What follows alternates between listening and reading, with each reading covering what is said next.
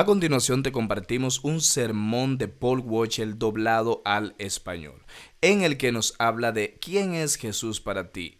¿Fue un simple profeta? ¿Fue el mismo Dios? ¿Fue un simple hombre? O como dicen algunos, ¿fue un engaño? ¿Qué significa Jesús para ti? Así que esperemos que este sermón te sea de bendición, y si bendice tu vida, por favor apóyanos con un me gusta, ya que de esta manera YouTube recomienda nuestros videos a más personas. Suscríbete y activa la campanita y continuemos. Vamos a abrir nuestras Biblias nuevamente en Mateo capítulo 16.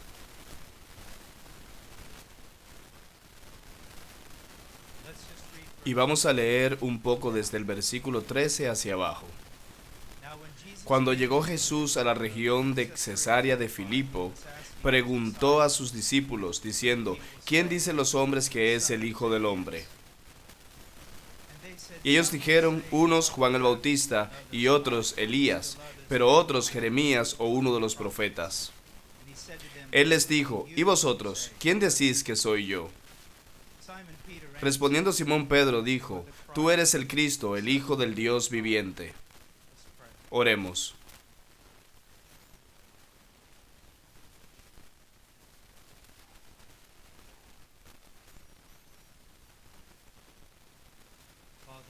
Padre, venimos ante ti en el nombre de tu Hijo.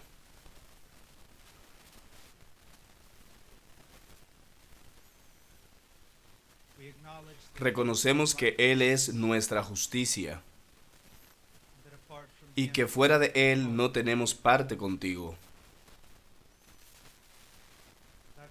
Y oro, Padre, que en este día la gloria sea para ti y para tu Hijo, a través de las cosas que se digan,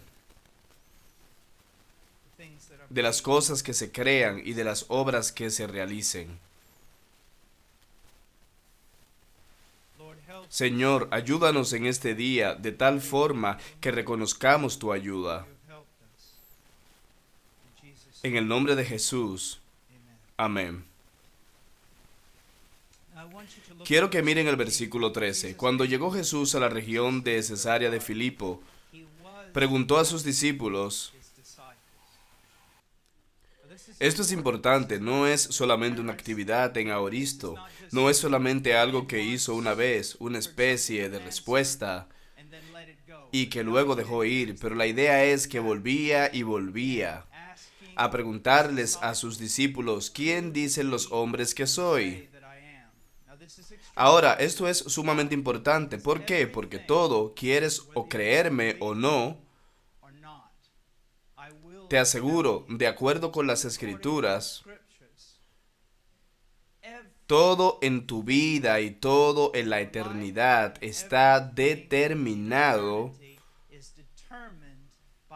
por cómo respondes esta pregunta. ¿Quién dices tú que es Él? Ahora bien, esto es justamente el escándalo de la cristiandad. Es lo que ha apartado a los cristianos de todos los demás. Tienes que responder esta pregunta: ¿quién es Él? Hay algo que debemos entender sobre las Escrituras que es sumamente importante, algo que debes entender sobre la realidad, sobre la verdad misma. ¿Y por qué lo digo de esta manera? Porque hoy en día en nuestra cultura la realidad es lo que quieras que sea. Pero eso no es cierto. La realidad o la verdad se definen como aquello que es, sin duda alguna. Por lo tanto, la pregunta no es ¿quién es Jesús para ti? Esa no es la pregunta. ¿O quién quieres que sea Jesús? ¿O quién haces que sea según lo que te conviene? Esa no es la pregunta. La pregunta es ¿quién es Jesús? Volvamos varios años atrás, varias décadas atrás, cuando estaba en la universidad y no era cristiano, no era nada. Agnóstico, nada. Enojadizo, nada. Indiferente, insensible sobre la religión en absoluto. Y se me aproximó un estudiante que quería hablarme acerca de la Biblia. acerca de la cristiandad. Y mi primera respuesta fue esta: sé de la cristiandad y sé de la iglesia. Tengo familiares católicos, familiares bautistas, familiares de esto y de aquello y toda clase de cosas. Y te aseguro que no quiero saber nada sobre la iglesia.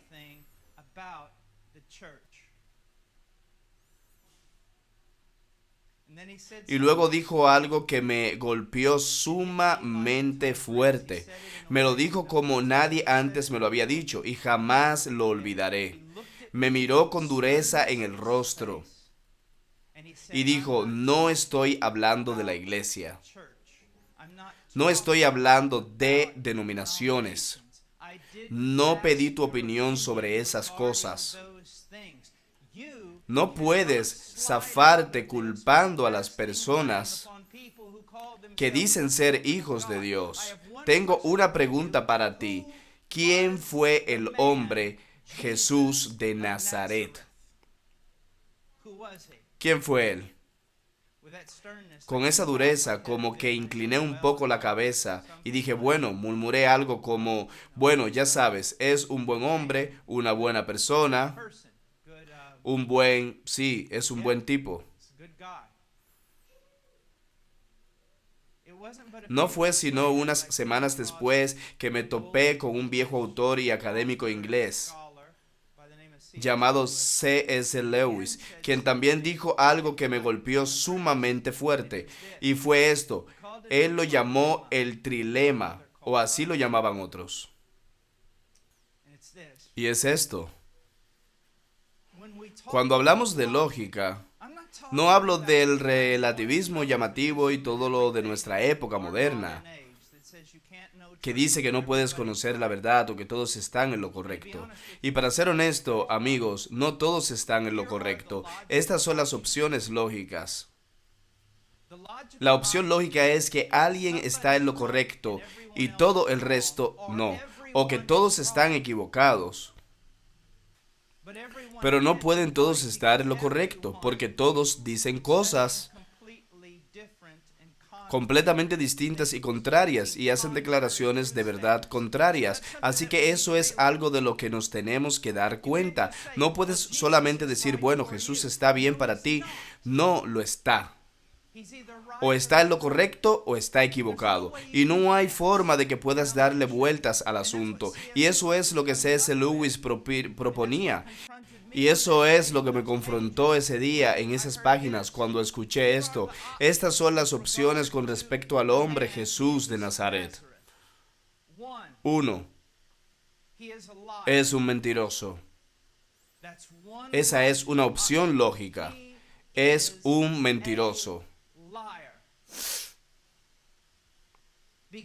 Porque dijo que era el Hijo de Dios. E intencionalmente engañó a las personas para que creyeran que era el Hijo de Dios. O para ponerlo de forma más exacta, Dios Hijo, Dios manifestado en carne, Dios que se hizo hombre. Si dijo eso y no lo creía, y estaba ideando una especie de trampa o engaño, era un mentiroso. Y no hay otra alternativa. Y la otra opción es esta: es un lunático. Porque cualquier persona que sinceramente crea que es Dios manifestado en carne y no lo es un lunático. Si vas al parque hoy entre esta reunión y la boda y decides dar una vuelta por Biset Park y ver esto y ves a un hombre parado en una banca gritando, soy el camino, la verdad y la vida, ¿qué vas a pensar de él? O soy Dios manifestado en carne, o soy el creador del universo y el mediador de todo entre Dios y la creación. ¿Qué vas a pensar de él? Lunático. Como dijo C.S. Lewis, al nivel de alguien que tenía el cerebro como un huevo frito. Es un lunático. Y hay otra opción más, y es la más escandalosa y alarmante de todas las opciones. Fue y es y seguirá siendo exactamente quien dijo que era.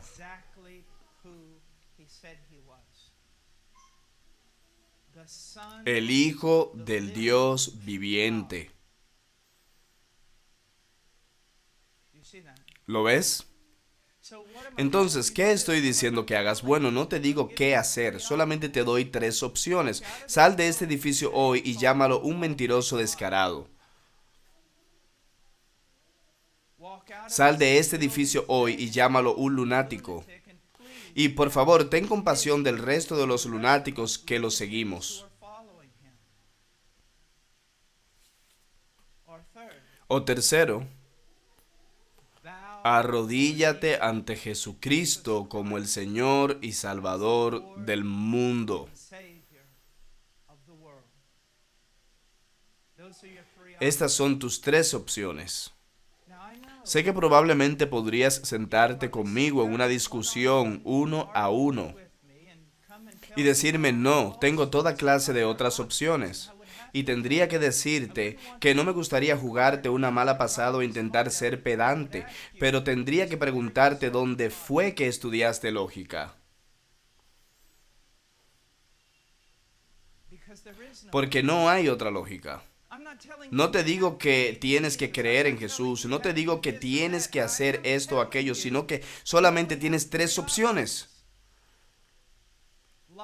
Mentiroso, lunático o Señor. Veámoslo.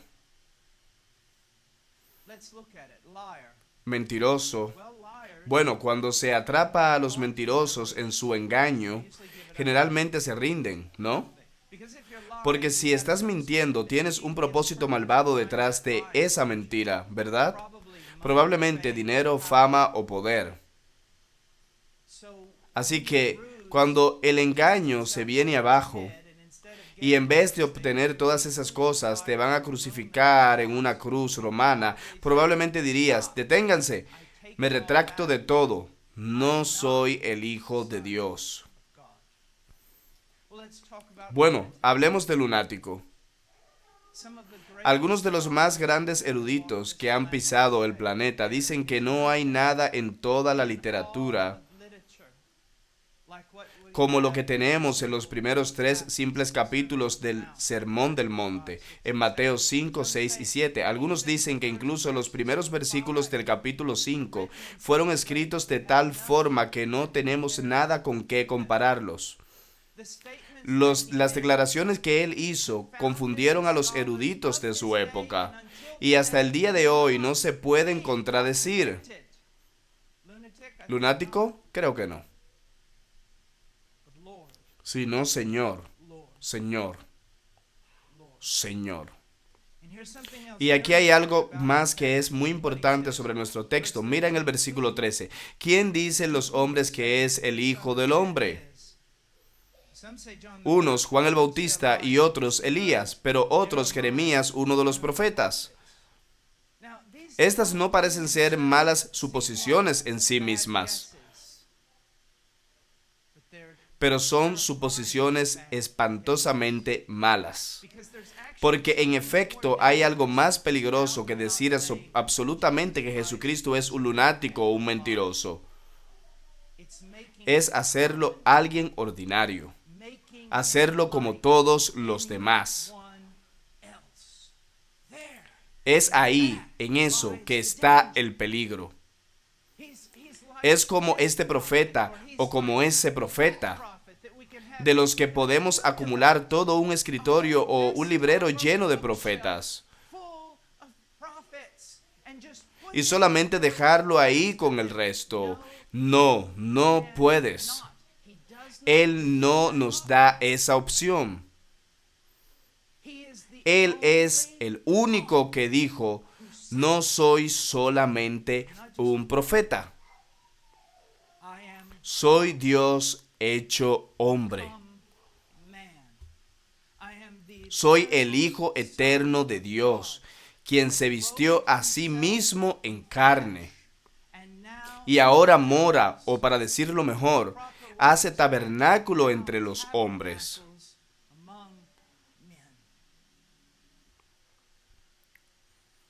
¿Lo ves? La mayoría de ustedes, sean agnósticos, ateos, cristianos o solamente empáticos o lo que sean, tendría que admitir que los medios están, en general, en contra de la cristiandad. No se están diciendo muchas cosas positivas acerca de la cristiandad.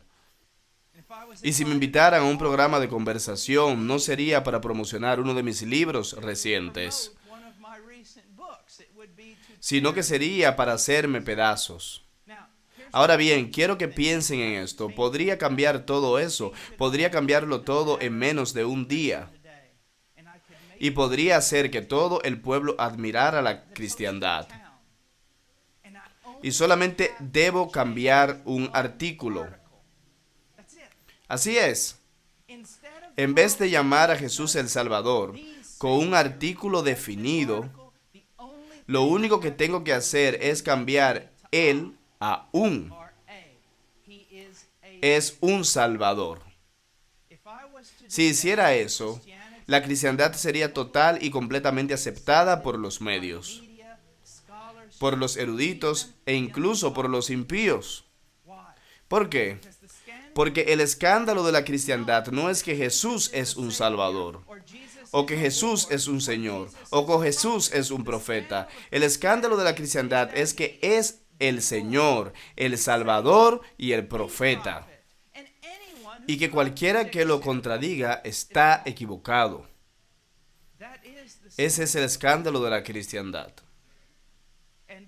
Y aquellos entre ustedes que puede que sean cristianos necesitan entender algo. Si niegas este escándalo, si intentas aludir esto para hacer que tu fe sea más compatible y más amistosa, de modo que agrades más a las personas, habrás negado a Jesucristo. No es un Salvador. Es el Salvador. No dijo soy un camino y una verdad y una vida. Dijo soy el camino, la verdad y la vida. Y tienes que entender eso. No queremos ser odiosos, no queremos ser irascibles, pero escuchen, veo la erosión de la cristiandad a nuestro alrededor y que seguimos cediendo para ser aceptables. ¿Ante qué? Ante un mundo caído. A veces cuando estoy testificando, especialmente en las universidades, digo, heme aquí, que Dios me ayude. Porque debo decirles a todos ustedes que son estudiantes esto, sí creo que Jesucristo es el camino, la verdad y la vida. Y que no hay forma de reconciliarse con Dios, excepto a través de Jesús. Eso es lo que creo. Y debo proclamárselo a ustedes. Y es igual aquí hoy. Es algo que debo decirles.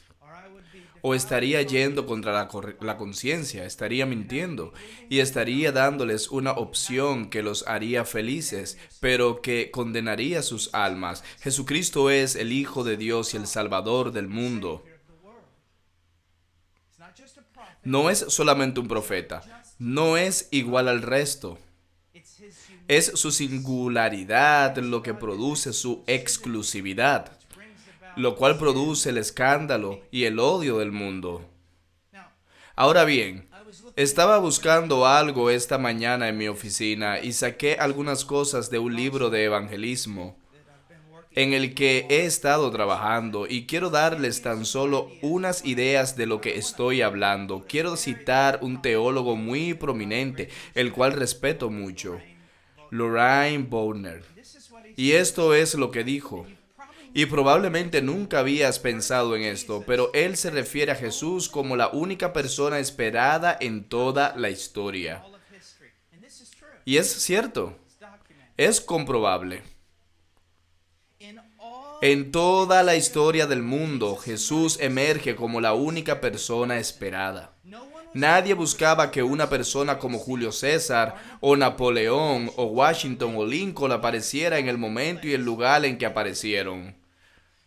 De ninguna otra persona se ha predicho su curso o se ha expuesto su obra, siglos antes de haber nacido. Pero la venida del Mesías había sido predicha hace siglos. De hecho, la primera promesa de su venida fue dada a Adán y Eva. Pero poco después de su caída ante el pecado, con el paso del tiempo, varios detalles acerca de su persona y de su obra fueron reveladas a través de profetas, y en el momento en que nació Jesús, hubo una expectativa general en todo el mundo judío de que el Mesías aparecería pronto. Incluso la forma de su nacimiento y el pueblo en el que iba a ocurrir ya habían sido indicados. Puedes remontarte, y yo lo he hecho, a cualquier región en el mundo, a cualquier supuesto fundador, profeta o a lo que sea que quieras llegar, y descubrirás que simplemente no es el caso. No hay documentos antiguos. No hay múltiples profecías que indiquen quién iba a ser, de dónde vendría, cuál sería su linaje, qué haría o sobre qué enseñaría. Pero todas estas cosas se encuentran en la persona de Cristo. Déjenme leerles algo del historiador Philippe Schaff, a quien siempre he apreciado. Esta es una declaración sorprendente. Amo esta declaración. Sobre Jesús, él dice: una persona tan original, tan completa, tan uniformemente consistente, tan perfecta, tan humana y a la vez tan por sobre la grandeza humana, no puede ser ni un fraude ni una ficción. El poeta, como bien se ha dicho, sería en este caso mayor que el héroe. Se necesitaría más que un Jesús para inventar a Jesús. Así de grande es él. Déjenme compartirles algo antes de que continuemos. Quiero disponer algo ante ustedes y generalmente no hago esto, pero quiero de alguna manera revisar algunas profecías para indicarles este punto tan importante. Y generalmente hacemos esto en evangelismo judío. Lo he hecho en Israel y es esto. Si Jesús de Nazaret no es el Mesías, entonces cada promesa de la Biblia con respecto al Mesías ha fallado, porque ya no pueden cumplirse. Déjenme leerles algunas cosas que he reunido con los años. Primero que todo, escuchen esto. Según Génesis 49:10, el cetro no se apartará de Judá, ni la vara de gobernante de entre sus pies hasta que venga Silo, una antigua referencia al Mesías. Hasta que Él venga. Ahora bien, ¿qué está diciendo? El cetro no se apartará de Judá. No lo hará. Judá reinará hasta que venga el Mesías. Pero hay una promesa. Esta promesa de que un descendiente de Judá reinará hasta la venida del Mesías. En el año 70 después de Cristo, la ciudad de Jerusalén fue destruida, la autoridad y el dominio político de los judíos fue quitado y la nación se dispersó. Durante casi 2000 años no ha habido un gobernante de la tribu de Judá. Si Jesús no es el Cristo, entonces la promesa de Dios en Génesis 49:10 ha fallado, porque el tiempo ya pasó y ya no se puede cumplir. Es una imposibilidad absoluta. Ahora, según Daniel capítulo 9, versículo 24 al 27, la ciudad de Jerusalén debía ser reconstruida en 7 semanas de años. Esto es 49 años después del fin del cautiverio. Y el Mesías aparecería 62 semanas de años, eso es 434 años, después de la reconstrucción de Jerusalén. Esta profecía coincide perfectamente con la venida de Jesús. Si Jesús no es el Cristo, entonces la promesa de Dios en Daniel ha fallado, ya que el tiempo pasó, se acabaron los días y ya no hay ninguna oportunidad de que vuelva a pasar. Tanto Malaquías capítulo 3 como Ageo capítulo 2 enseñan que el Mesías debía venir mientras el segundo templo seguía en pie. El segundo templo fue destruido en el año 70 después de Cristo, así que si Jesús no es el Cristo, el Mesías no vendrá jamás. El Mesías debía ser un hijo descendiente de David y debía venir en un tiempo en que la casa de David se encontrara debilitada y sin valor como un árbol que había sido cortado hasta la raíz. En Isaías 11:1 las escrituras declaran: y brotará un retoño del tronco de Isaí y un vástago de raíces dará fruto. Jesús apareció como el Mesías en un momento así. Si Él no es el Mesías, entonces las escrituras no pueden cumplirse, pues incluso la raíz de Isaí ha sido arrancada con la destrucción del templo en el 70 después de Cristo. En ese tiempo en que el templo fue destruido en el 70 después de Cristo, todas las evidencias genealógicas fueron destruidas y ahora sería imposible probar el linaje del Mesías. Según Daniel 9:27, el Mesías confirmaría el nuevo pacto y haría cesar el sistema sacrificial bajo el antiguo pacto.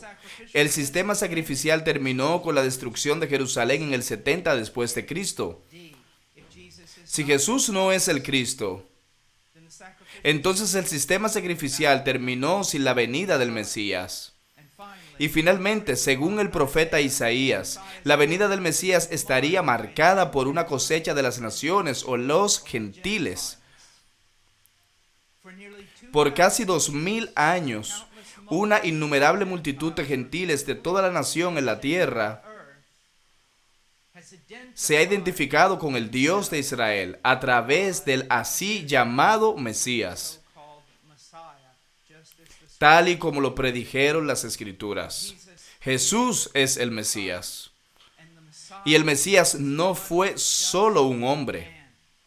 Incluso los antiguos escribas judíos lo tenían por más que un hombre, para que cuando viniera el hijo de David fuera mayor que David y fuera señor de David,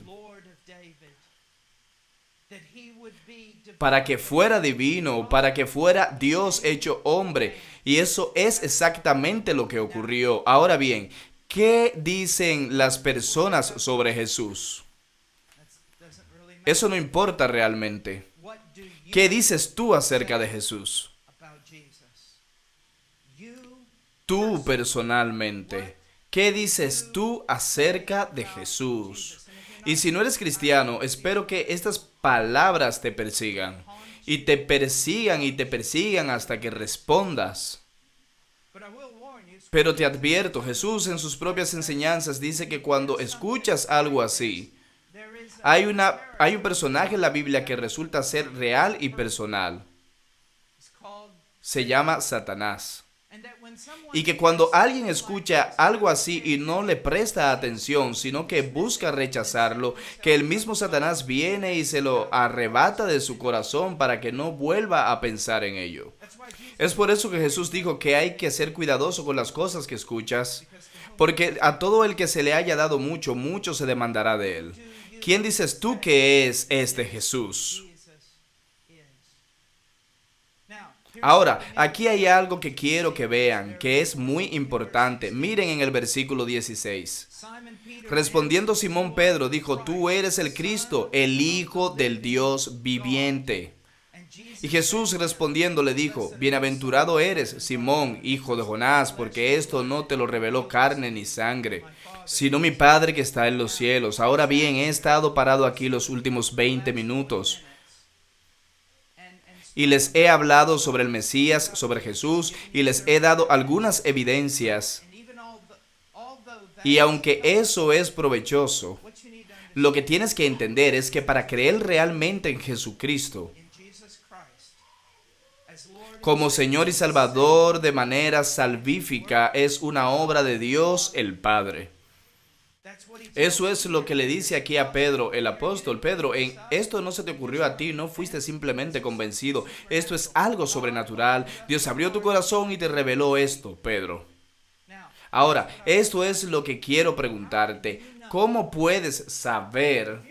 Si ahora estás de acuerdo conmigo en todo lo que he dicho, ¿cómo puedes saber? ¿Cómo puedes saber que eso te afecta de alguna manera? Si saliera a las calles y diera una entrevista, encontraría todo tipo de personas que dicen: sí, creo que es el Hijo de Dios, creo que es el Hijo de Dios, sí. Pero luego, al mirar sus vidas, ¿verías alguna evidencia en absoluto de que realmente creen estas cosas? Quiero que pienses en esto. Hay personas en nuestro mundo que reconocerían que Jesucristo es el Hijo de Dios y el Mesías. Y aún así, cuando mueran, estarán frente a Dios, serán juzgados y no entrarán al cielo, sino que serán condenados a la separación de Dios por la eternidad, incluso aunque con su boca hayan dicho, creo que Jesús es el Hijo de Dios y el Salvador del mundo.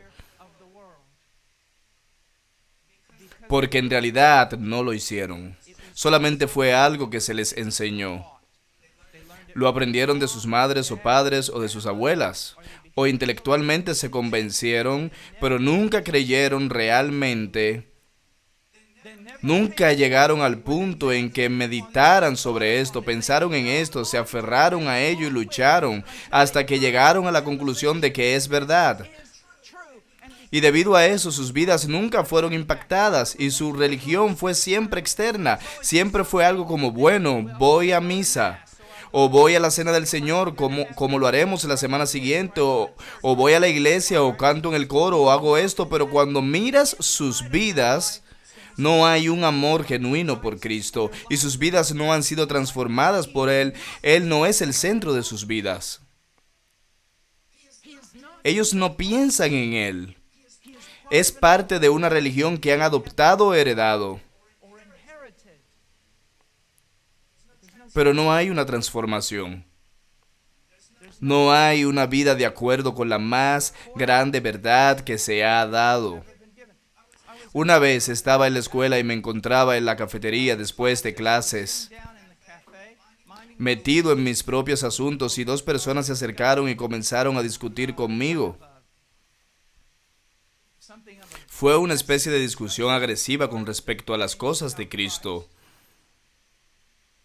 Y mientras hablaba con el muchacho, finalmente la chica, que creo que estaba intentando ganar puntos en la discusión, dijo, bueno, yo sí creo en Dios, al contrario de mi hermano. Yo dije, ¿cómo es tu hermano? Me dijo, es ateo. ¿En serio? ¿Y cómo vive? De forma espantosa. Le dije, bueno, para ser honesto, le tengo mucho más respeto a tu hermano que a ti. Y ella dijo, ¿cómo puedes decir eso? Le dije, racionalmente tengo que decirlo. Tu hermano dice que no hay Dios. Y vive como un hombre que cree que no hay Dios.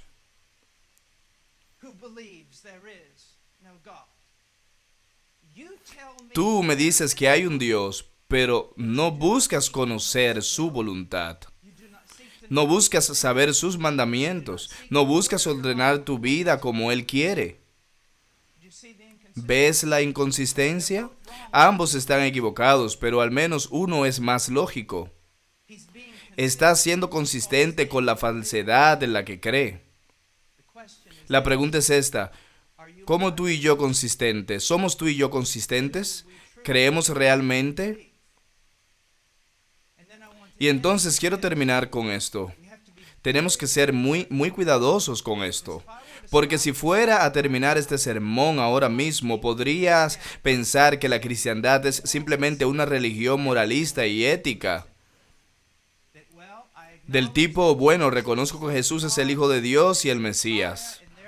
Y por lo tanto voy a conseguir una Biblia y voy a leer sus mandamientos y voy a buscar seguirlo a Él. Recuerda lo que te dije antes, que Jesús es un profeta, pero no solamente un profeta, sino que es el profeta y que no es solamente el profeta, sino más que un profeta. ¿Y qué estoy tratando de decir?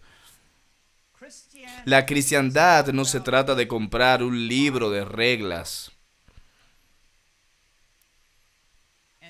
y luego intentar seguir las reglas. Eso no es la cristiandad.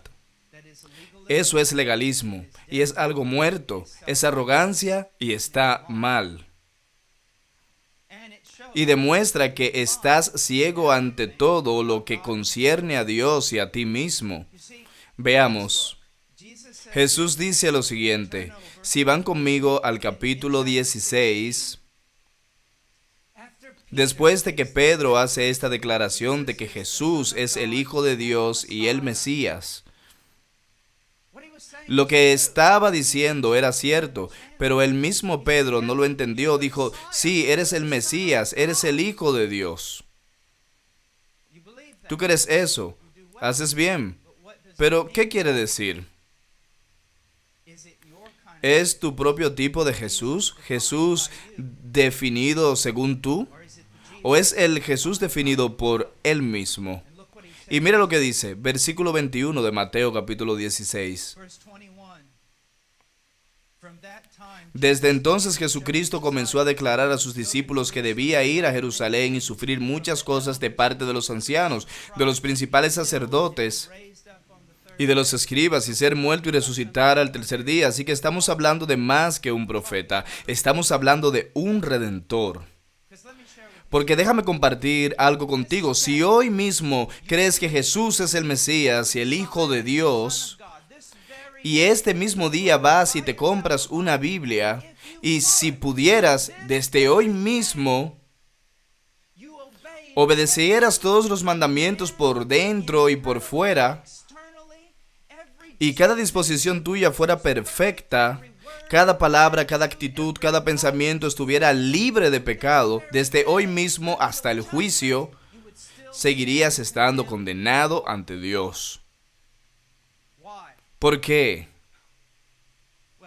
Bueno, si voy manejando y me detiene un policía y me dice, iba a 70 en una zona de 55. Yo digo, bueno, pero no me pasé una multa. ¿Por qué? Porque de ahora en adelante no lo volveré a hacer. Verás que ya eres culpable. Ya eres culpable. Habían 2 hombres con problemas en el vehículo al verme en el camino, por eso llegué tarde. Me detuve para ver si podía ayudarlos y pudimos compartir a Cristo con ellos. Eran 2 personajes con un aspecto bastante duro. Y los miré y le dije, ¿quieren saber algo? Soy un criminal. Y si muriera ahora, incluso aunque sea un pastor, sea un predicador, ayude a los huérfanos y todo lo demás, si muriera ahora mismo basándonos en eso, iría al infierno. ¿Me entienden? Dije, mi única esperanza es la única esperanza que ustedes 2 tienen, y es que Jesucristo murió por pecadores. Mi esperanza no es mi capacidad de seguirlo. Mi esperanza no es mi asistencia a la iglesia. Mi esperanza no es nada de eso. Mi esperanza es que Jesucristo murió por pecadores.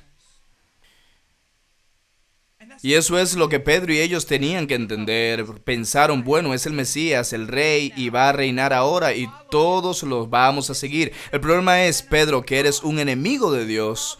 El problema es Juan y Pablo y todos los demás apóstoles. Y todas las demás personas, incluidas aquellas en este lugar, que hemos quebrantado cada ley que Dios ha escrito. Y eres un enemigo de Dios. Dirás, bueno, en realidad no soy tan malo. Si pudiera tomar tu corazón en este momento y ponerlo en un DVD, y pudiera mostrar en una pantalla todo lo que siempre has pensado, incluso algunas de las cosas que estás pensando ahora acerca de mí, saldrías corriendo de este lugar. Saldrías corriendo de este lugar y jamás volverías a mostrar tu cara aquí porque has pensado en cosas tan oscuras que no podrías compartir con tu mejor amigo, y sin embargo Dios, que es santo, santo, santo, las ve todas. ¿Qué tenemos que hacer para ir al cielo? Hubo una única vez en que alguien me preguntó eso en un avión. Estaba leyendo mi Biblia y dijo, ¿qué tienes ahí? Le dije, tengo una Biblia. Comenzamos a hablar y dijo, bueno, ¿qué tengo que hacer para ir al cielo? Lo miré y dije, bueno, es fácil. Tendrías que ser absolutamente perfecto moralmente desde tu nacimiento hasta tu muerte. Y seguí leyendo mi Biblia. Pude ver cómo se le torcía el rostro. Y finalmente me miró y me dijo, disculpa, ¿qué? Y le dije, lo siento, tendrías que ser absolutamente inmaculado, ética y moralmente, sin ninguna falla, sin ninguna sombra, sin ningún error en tus pensamientos, palabras u obras, ante un Dios santo, quien es 3 veces santo. Tendrías que ser así desde tu nacimiento hasta tu muerte, ¿sí? Y me miró y me dijo, nadie puede hacer eso. Le dije, tienes un problema enorme, ¿no? Verás, no estaba intentando frustrarlo, sino que intentaba mostrar algo, que es lo mismo que intento demostrarte. Hay muchas personas que piensan que si ellos y Jesús trabajan juntos, van a llegar al cielo. Estás equivocado. Si tomara tu mejor pensamiento, tu mejor palabra y tu mejor obra, y te enviara ante Dios solamente para ser juzgado por esas cosas, serías condenado. Déjame darte un ejemplo. Dirás, bueno, no soy un asesino, no soy una prostituta. ¿Cuál es el pecado más grande? Bueno, ¿cuál es el mandamiento más grande? Ama al Señor tu Dios con todo tu corazón, con toda tu alma, con toda tu mente. ¿Te das cuenta de que jamás has hecho eso ni un segundo en cualquiera de tus días? Tú y yo jamás hemos amado al Señor nuestro Dios con todo nuestro corazón, con toda nuestra alma. Somos tan engreídos. Por eso tenemos más espejos que Biblias en nuestras casas. Y por eso los espejos están siempre colgados y la Biblia y las Biblias siempre encerradas. Todo se trata de nosotros. Y Dios es santo. Dios es santo. Ahora bien, esas son buenas y malas noticias. ¿Por qué son buenas? Porque no querrías a un creador omnipotente y Señor del universo con el carácter de Hitler, ¿verdad? Querrías a un Dios santo y justo, de veras, y es reconfortable saber que Dios es santo y justo, pero es también para el hombre y la mujer pensante muy molesto. ¿Por qué es molesto? ¿Por qué es molesto que Él sea santo y justo? Porque tú no lo eres. Así que, ¿qué hace un Dios santo y justo con alguien como tú y como yo? ¿Qué hace? Ahora les voy a mostrar el corazón del cristianismo. Cuando digo eso me doy cuenta que estoy algo viejo ya que tengo 53, pero no he estado vivo durante un milenio. Y toda la sabiduría del mundo no nació conmigo, ni morirá conmigo. Así que, ¿cómo vengo a decirte que te voy a mostrar el corazón mismo de lo que es el cristianismo? Bueno, por 2 motivos. Uno, está en la Biblia, pero puedo malinterpretar la Biblia, incluso aunque la Biblia sea infalible. Así que, ¿cómo sé que te voy a mostrar el centro de la cristiandad? Bueno, si repasas los 2000 años de historia cristiana, esto es lo que ves en esos hombres y esas mujeres que amaron la Biblia. Y la estudiaron y la creyeron. Voy a mostrarte el problema más difícil y más grande de toda la Escritura. Es este. Si tú has estado en esta iglesia, ya lo has escuchado 1.000.000 y 1 vez, pero hay algunos que no han oído. Este es el mayor problema en la Biblia. Si Dios es bueno, no puede perdonarte. Si Dios es santo y justo, Él no puede perdonarte. Y tú dirás, ¿qué? Así es, en verdad. Es el mayor problema de toda la Escritura. Lo veremos en Éxodo, lo veremos en Salmos, incluso lo veremos en el libro de Proverbios. Veremos a Pablo que trata en Romanos capítulo 3 y este es el problema. Si Dios es justo, ¿cómo puedes simplemente, como Él dice, darle la espalda a tu pecado? ¿Cómo puede cubrir tu pecado? ¿Cómo puede alejar de ti tus rebeliones, así como el este está alejado del oeste? Literalmente en los Salmos y otra vez en Romanos capítulo 4 dice que Él los cubre. ¿Qué pensaríamos de un juez que borre los crímenes debajo de la alfombra? ¿Lo llamaríamos justo? No lo haríamos, o sí, lo llamaríamos corrupto. ¿Acaso fomenta la justicia? Absolutamente no, más bien difama la justicia. Ahí pueden ver el mayor problema que hay en la Biblia. Dios es justo. Y debido a que Él es justo y porque Él es santo, ¿y saben qué? Porque Él es amor, Él odia. Él odia la maldad. Algunas personas dicen Dios es amor y por lo tanto Él no odia. No, Dios es amor y por lo tanto Él debe odiar. Él odia la maldad. Él no puede simplemente darle la espalda a la maldad y no puede simplemente darle la espalda a tu maldad, ni a la mía ni a la de nadie. Dios es juez justo. ¿Y acaso el juez de toda la tierra no hará lo que es correcto? Entonces esta es la gran pregunta en la Biblia. ¿Cómo puede Dios ser justo y simplemente perdonar a los hombres malvados? ¿Cómo puede hacerlo? La respuesta está en la persona de Jesucristo. Y esto es lo que muchas personas no entienden acerca de la cruz. Dios en su justicia condena al hombre, cada persona aquí. Cada persona que ha pisado el planeta desde Adán, condenados en nuestro pecado. Y toda la religión y la asistencia a la iglesia y cualquier otra cosa que quisieras agregar no te va a ayudar ni una pizca. Estás condenado. Para estar en el cielo tienes que ser perfecto, tener una justicia perfecta, y ninguno de nosotros la tiene.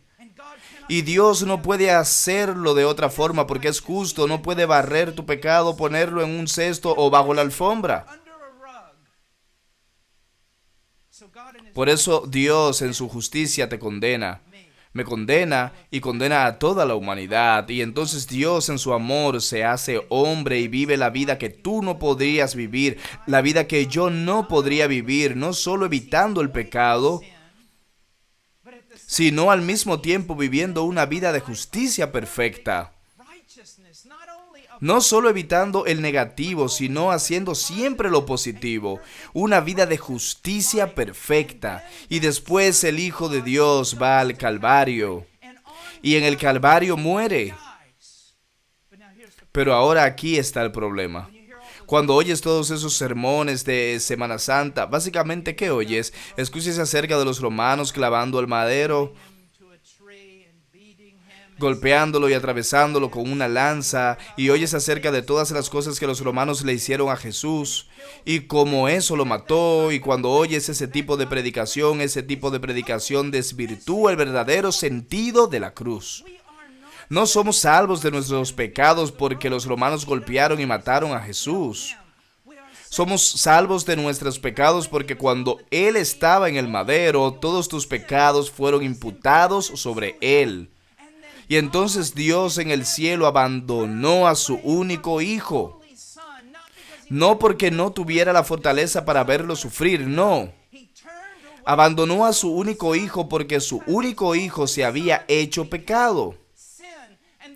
Y en la separación de Dios que tú deberías experimentar y que yo debería experimentar durante toda la eternidad fue la separación que el Hijo de Dios experimentó en ese momento, y ahí no solamente hubo un alejamiento negativo de la presencia de Dios, de Cristo, por el cual Él clamó, Elí, Elí, lama sabactani, Dios mío, ¿por qué me has desamparado? Sino que después de toda la fuerza de la ira de Dios, su odio santo contra ti y contra tus crímenes y contra mí y mis crímenes, que como Dios santo debe derramar en nosotros, Él la derramó sobre su propio Hijo. Como dice el profeta Isaías en 53:10, pero quiso el Señor quebrantarle. Con sus 4 consonantes, pero quiso Yahweh quebrantar al Mesías. Quebrantarlo bajo toda la fuerza de su ira. Que Él está en el huerto y clama, que pase de mí esta copa, que pase de mí esta copa, que pase de mí esta copa, 3 veces. ¿De verdad creen que nuestro Salvador estaba asustado por una lanza romana? Muchas personas piensan que cuando Jesús habla de la copa, estaba pensando en la cruz y en los azotes y en todo lo demás. Y eso provocó que sudara gotas de sangre. ¿En serio? ¿Cómo es posible que todos los apóstoles, excepto Juan, y un sinnúmero de mártires, fueron a la cruz? Y la historia de la iglesia nos dice que estaban cantando himnos. Ellos estaban llenos de gozo por ser crucificados como su Señor. Entonces, ¿cómo es que ellos tuvieron más valentía que su Salvador? Jesús no estaba sudando sangre en ese huerto a causa de la cruz romana. Era más bien porque Él siempre había morado en el seno de su Padre. Y tenían un deleite perfecto el uno con el otro. Siempre había sido el Hijo amado en quien el Padre tenía complacencia. Y en ese madero el Padre apartó su presencia de su Hijo, como debía hacerlo con nosotros, y el Padre aplastó a su Hijo. Eso era lo que había en la copa, la ira del Dios Todopoderoso en contra de cada pecado que hemos cometido. Y Él se tragó esa ira cuando clamó diciendo: consumado es.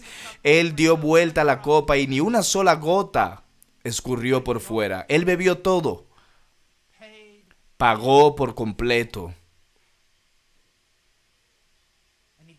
Y murió. Y al tercer día fue levantado por su propio poder, por el poder del Espíritu y por el poder del Padre, fue levantado. Y Romanos nos dice que esa es la señal de Dios, que es la vindicación de su Hijo y prueba de que la muerte en el Calvario bastó para pagar por todos tus pecados. Entonces, ¿qué significa creer que Jesús es el Mesías, el Hijo de Dios? No es solo decir yo amo sus enseñanzas y le sigo. Es más bien, no tengo nada, no tengo justicia y no tengo otra esperanza excepto aquello que Dios hizo por mí en el Calvario. Y en la resurrección de Cristo de entre los muertos, esa es mi esperanza. Si estuviera en medio de las personas más perversas en una gran guarida de iniquidad,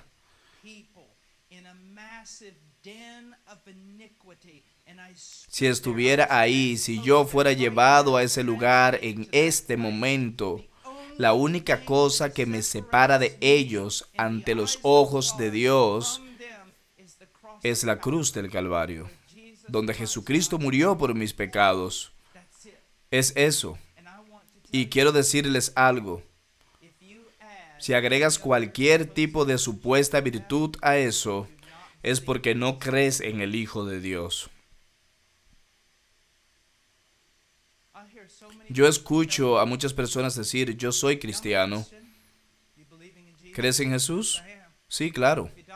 Y si murieras justo ahora, ¿a dónde irías? Bueno, pues creo que iría al cielo. ¿Por qué? Pues he sido bueno, he sido una buena persona. ¿Pueden ver que hay algo que no cuadra? ¿Qué? ¿Qué? ¿Has sido una buena persona? ¿En serio? ¿Eres tan bueno como para tomar uno de esos pensamientos y permanecer ante Dios y arriesgar así toda tu eternidad? Algunas personas van a decir, y decían esto en Romanos 5 y 6, a eso estaba contestando Pablo: si tú estás diciendo que solamente es por fe en Jesús y no por nuestras obras, entonces las personas simplemente creerán en Jesús y vivirán como el diablo. ¿Y aún así irán al cielo? Absolutamente no. Miren, existen dos doctrinas en la Biblia que necesitamos entender muy bien. La primera es la justificación. ¿Qué es la justificación? Es una declaración legal. Las personas que creen en Jesucristo son legalmente justificadas ante Dios. Dios mira a esas personas como justas ante Él, no en base a su propia virtud, sino en base a lo que Cristo hizo por ellos. Dios los declara justos. Esa es la posición de un creyente. Y entonces tenemos otra doctrina que es llamada la doctrina, la regeneración. Si lees la Biblia encontrarás esta doctrina en 2 Corintios 5:17.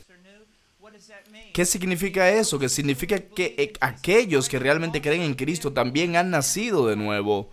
O en otras palabras, han sido regenerados por el Espíritu Santo, han sido vivificados.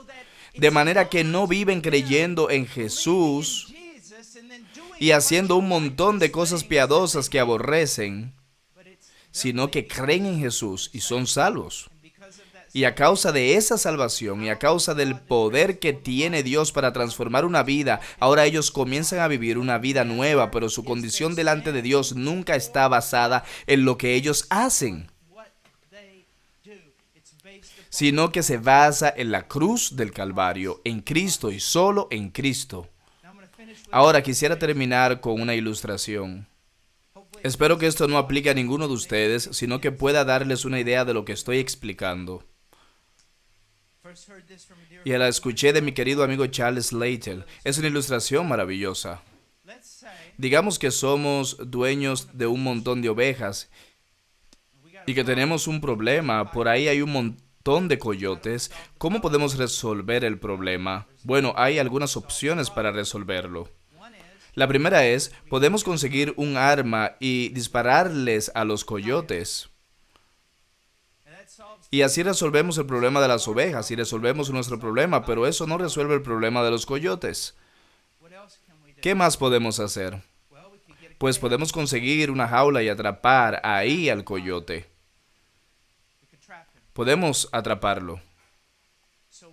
Y así resolvimos el problema de las ovejas y nuestro problema, pero en realidad no hemos resuelto el problema del coyote.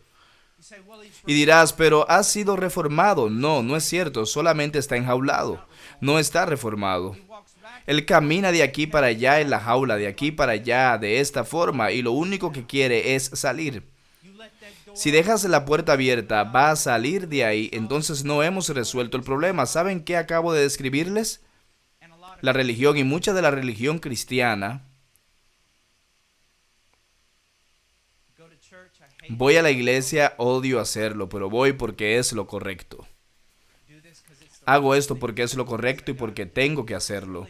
Ahí no hay verdadero amor por Dios. Eso es un deseo genuino de servicio. Tengo que hacer todas estas cosas. Eso es legalismo. Esa es la religión. Esa es la iglesia. Pero ¿por qué tenemos que ir? Es lo mismo que diría el coyote, pero ¿por qué no puedo comer ovejas? Y cada vez que no hay nadie observando y cada que la puerta está abierta, tú irás a comer ovejas, irás a pecar, porque eso es lo que más amas. Entonces, ¿qué es el cristianismo? Dios transforma a ese coyote en una oveja. Ese es el cristianismo. Lo cambia por dentro, transforma su corazón, quita su corazón de piedra y le da un corazón de carne.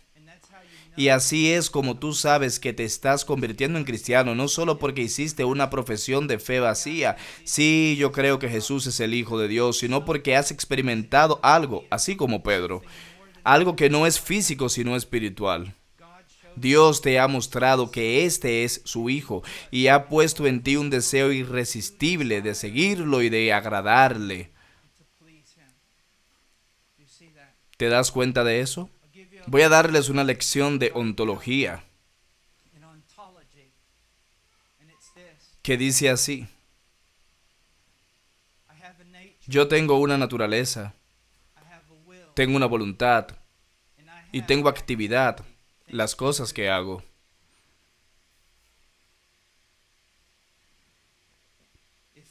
Si mi corazón ama la maldad, entonces voy a desear la maldad. Las cosas de este mundo, las inmoralidades, la sensualidad, el dinero y todo lo que hay en este mundo. Si eso es lo que mi corazón ama, esos deseos van a influenciar mi voluntad. Y mi voluntad dirige mis actividades. Me motiva mi voluntad, la cual es dirigida por mis deseos malvados, y hago el mal. Pero si alguien puede transformar mi corazón de tal forma que ahora odie las cosas que antes amaba, y que esas cosas que antes odiaba, como la justicia, ahora las ame, entonces no hay mucho de qué preocuparme después de eso, porque mis nuevos deseos dirigirán mi vida hacia una dirección completamente diferente. Y cuando peco, mi corazón se quebranta, porque mi corazón ha sido renovado. Si fuera pastor de alguna de las iglesias existentes, digamos que soy el nuevo pastor, y que durante mi primer domingo Alguien se me acerca a mí y dice, hermano Paul, hay un tipo allá que se llama Bill, está ahí sobre la colina y no ha venido a la iglesia en 5 años y todo eso. Y todavía no podemos hacer que vuelva a la iglesia, es miembro en esta iglesia, ¿podrías ir y traerlo de vuelta? Es tu trabajo, tú eres el pastor, así que voy, golpeo la puerta y aparece Bill. Bill me dice, pasa, ¿entro? Le digo, Bill, no has ido a la iglesia en 5 años. Sí, pastor, tienes razón. ¿Sabes qué? Sigo otras cosas, simplemente amo el mundo. Pero tienes razón, tengo que hacer lo correcto y debo volver a la iglesia. Oye, Bill, supe que has estado yendo borracho por el pueblo bastante a menudo. Tienes razón, pastor, he estado bebiendo. Simplemente amo ese viejo licor, pero necesito apartarme, necesito hacer lo correcto y tengo que volver a la iglesia. Es lo que tengo que hacer, ¿de acuerdo? Y Bill, supe que no le has sido muy fiel a tu esposa, que eres una especie de galán en el pueblo. Pastor, me atrapaste. Es cierto, tengo que dejarlo ir. Por mucho que me atraiga y ame ese tipo de vida, tengo que dejarlo ir y debo hacer lo correcto. Así que el próximo domingo llego a la iglesia y todos dicen, pastor, es increíble, volvió una oveja. No es así. Todos están mirando a Bill y dicen, una oveja regresó a su hogar. No es así. Un lobo acaba de volver a la jaula. ¿Te das cuenta de lo que está diciendo Bill? Sí, pastor, tengo que dejar de hacer todas las cosas retorcidas que amo y comenzar a hacer todas las cosas justas que odio para poder ganar la entrada al reino de los cielos. Eso es religión y no es de lo que estamos hablando. Estamos hablando de una vida transformada. Y si tu vida no ha sido transformada desde el interior y todo lo que tienes es una religión o un ritual, o si hay ciertas cosas que crees que has hecho y haces y que por eso vas a estar bien en el día final, estás equivocado. En serio, no vas a estar nada bien. La pregunta no es un ejercicio religioso, como dice Pablo en el libro de Gálatas. La pregunta es, ¿eres una nueva criatura? ¿Con nuevos deseos y un corazón nuevo? ¿Qué debo hacer? Reconoce tu pecado. Reconoce que toda tu justicia es como trapos de inmundicia ante Dios. Y arrójate a Cristo. En Cristo, la roca firme estoy, todo lo demás es arena que se hunde. No descanso en las circunstancias, sino que descanso completamente en el nombre de Jesús. No traigo nada en mis manos para intercambiar con Dios o compensarlo, sino que simplemente me aferro a la cruz de Cristo.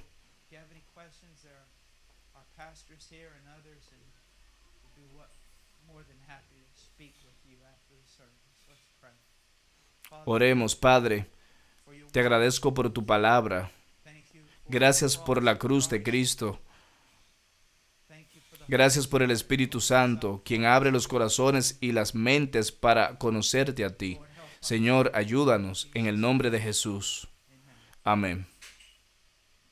Amigos, dinos en los comentarios qué te ha parecido este video. Si te bendijo, por favor, apóyanos con un me gusta, ya que de esta manera nos ayudas a que YouTube recomiende nuestros videos a más personas. Suscríbete y activa la campanita para que no te pierdas de ninguno de nuestros videos y nos vemos en una próxima. ¿Contamos contigo?